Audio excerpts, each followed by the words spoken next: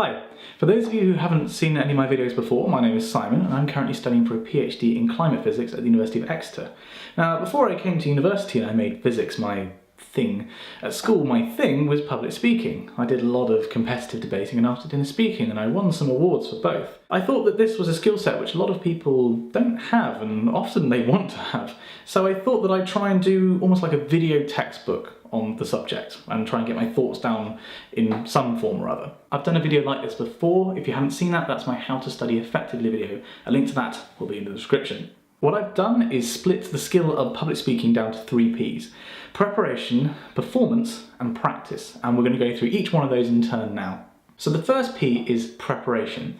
And before you do anything, before you even think about getting on a stage, before you even write the script, you have to ask yourself some questions. Where are you speaking? To whom are you speaking? Why are you speaking? And how long are you expected to speak for?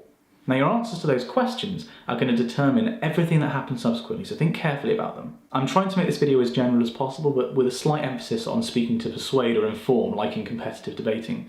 So if you're doing this, then there are some additional questions you have to consider. What are you talking about? And what does your audience already know about what you're going to be talking about? But perhaps more importantly, what is your audience's perception of what you're going to be talking about? And then ultimately, what do you want your audience to walk away from your speech knowing or thinking that they didn't before? The next step, once you've considered those questions, is to construct your script.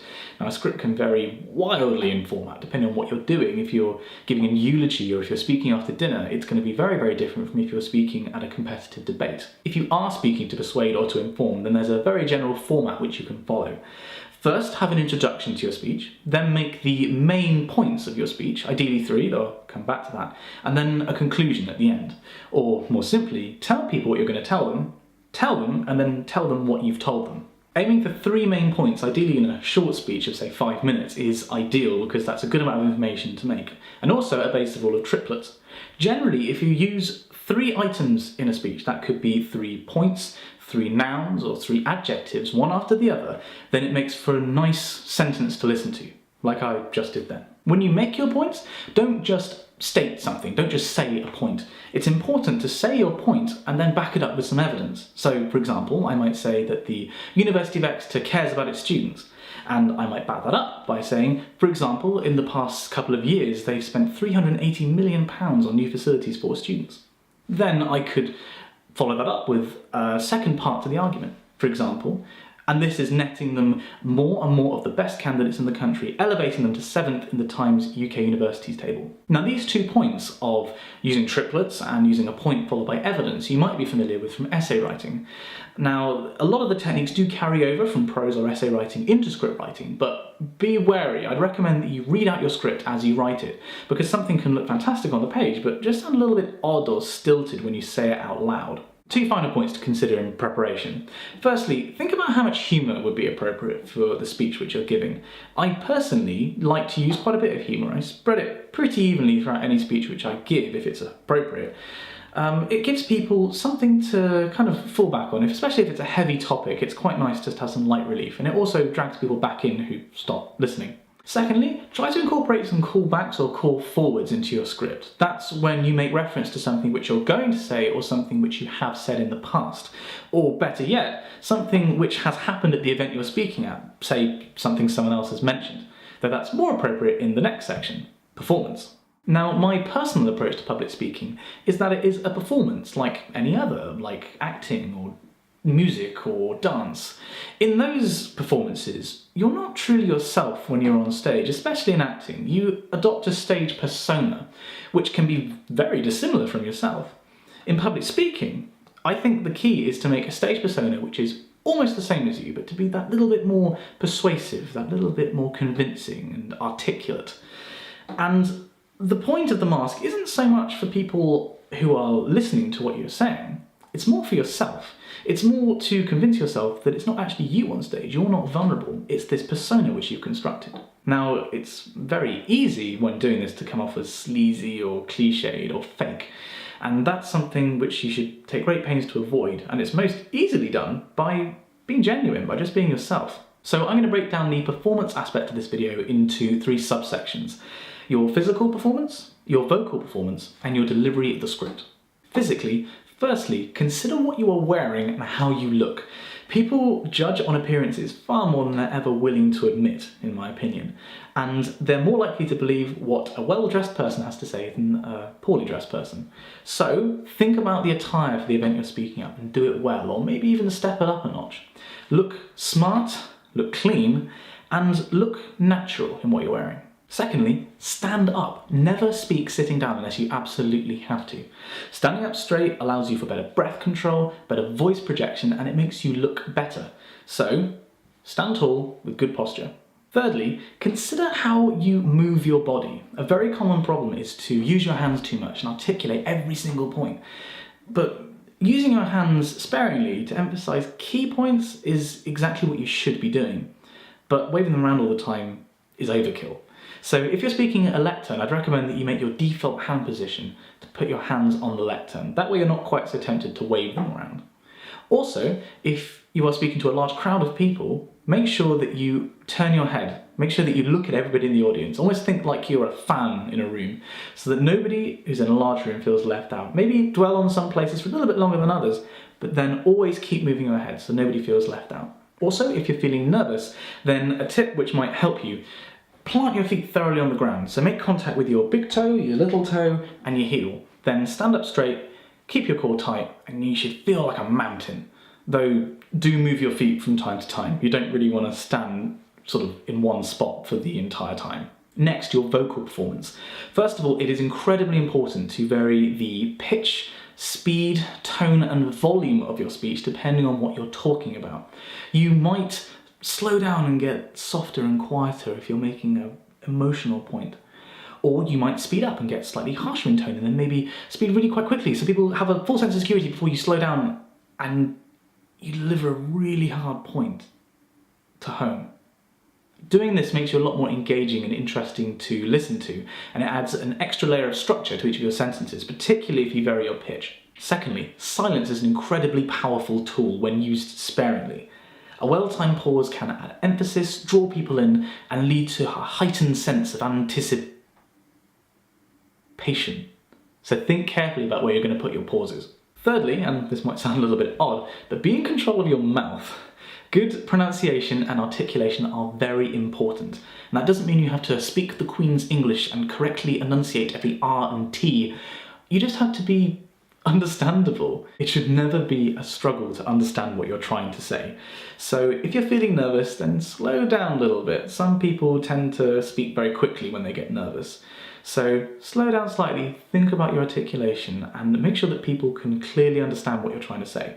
Lastly in performance, delivering your script. And the first point to make is do not read from your script while you are speaking. In fact, don't take a full copy of your script to your speech, because nobody wants to see this. I'd recommend cue cards if you're allowed an aid.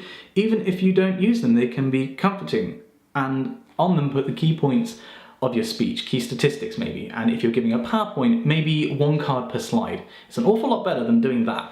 Secondly, and on a related point, do not just recite your speech from memory. There are very few things less convincing in the world than somebody just rattling off in a dull monotone some pre-planned, especially political script. In my opinion, the most convincing delivery is one which makes it seem as if the presenter is just making it up on the spot, but getting everything right and being convincing. Like I'm doing right now. I actually wrote this script word for word quite a few days ago, but I'm making you think that I'm delivering it off the cuff right now. And it makes it an awful lot convincing than if I just read it out in a dull monotone. Lastly, and something which I've already mentioned before, try to incorporate things which have happened at the event which you're speaking at. So, for example, if you're speaking at an event where there are lots of people giving speeches, then if the speaker before you was called Mark, you might open your speech by saying, "Thank you very much, Mark, for that lovely speech. Nice, easy act to follow." Then you can put that in your script very generally. You might put in a little note that says, insert reference to previous speaker here, or insert reference to this particular event in here. So you can do that in advance, but more often than not, it's actually more convincing to genuinely make that up on the night or even on the fly whilst you're speaking. Doing this effectively can make the difference between a good speaker and a great one. Now, the last P, practice. So there's a subject which I've only touched on once in this video up to this point, and arguably it's the subject which affects the most people when it comes to public speaking. And that's the sensation of being nervous when speaking to a large number of people. And it's entirely understandable. We're not really hardwired to do it at any point in our lives. But when it does come to that moment, people, more often than not, they stammer of what they're going to say. They might speak too quickly, or they might just forget what they're going to say. Now, the only way to really gain confidence in speaking to a large number of people is to speak to a large number of people and do it a lot, unfortunately. Hence why the third P is practice. But practice helps you in a slightly different form of confidence. So once you've written your script and you know how you're going to deliver it, then stand in front of the mirror with your script and deliver it to yourself. Pretend you're the audience. And maybe do that another time. And just note sort of your mannerisms and try and let the script seep into your mind. Now put the script to one side, with no aids, try and do the same thing, and see how far you get. Now, when you get to a point where you just can't continue, you don't know what you're going to say, look at the script, read it again, then put it to one side. Do the same thing. Deliver the speech and see how far you can get. And then if you get to the end, that's fantastic. But if you don't, because you're probably not, look at the speech again. And keep doing that until you can get to the end of your speech without having to use any form of aid. Now, you are more likely than not going to deliver the speech with some kind of aid, whether that be cue cards or something else. So do the same thing again, but have those cue cards, or whatever it may be, with you, and deliver the speech to the mirror. And what you should find is that when you do have a slight moment and you can't remember what it is, you have the cue cards to remind you what that statistic's going to be. The point of doing all this is to give you confidence in your material so that you know what you're going to say, even if you don't necessarily have confidence in your performance of actually getting up on stage and saying it. That's unfortunately the aspect of confidence which you do just get from practice, but you can at least have confidence and know exactly what you're going to say. Having done public speaking for so many years now, I don't really get nervous in this way anymore. The only times which I do are when I worry about how the audience's perception of me is going to be changed by what I have to say, and this happened recently when I was presenting my research at a department talk. So the best advice which I can give to you if you are struggling with this confidence in your performance is to remember that it is just that. It's a performance. It's not really you that's delivering these lines or going through the motions. It's your stage persona. Because ultimately, what you're doing is you're going up on a stage, you're delivering your lines, you're going through the motions, and you're trying to communicate something. That's ultimately what any performance is. Just try and view it as that. So to recap, any public speaking performance requires thought in preparation, performance, and practice. Carefully consider what you're going to say. Then in performance, think about your physicality, your voice, and how you deliver the script. And most importantly of all, practice those things. And maybe look back through this video and see how I use those techniques, hopefully effectively. I hope that you found this video useful. If you did enjoy it, then please do feel free to like it, though you don't have to, it's a free world. And you can leave a comment down below saying what you liked or maybe you didn't like about it. If you like the look of my face, then maybe you can check out the rest of my YouTube channel. I try and upload videos as often as I can, though because I'm a PhD student, that's not as often as I or my subscribers would really like. Thank you very much for watching.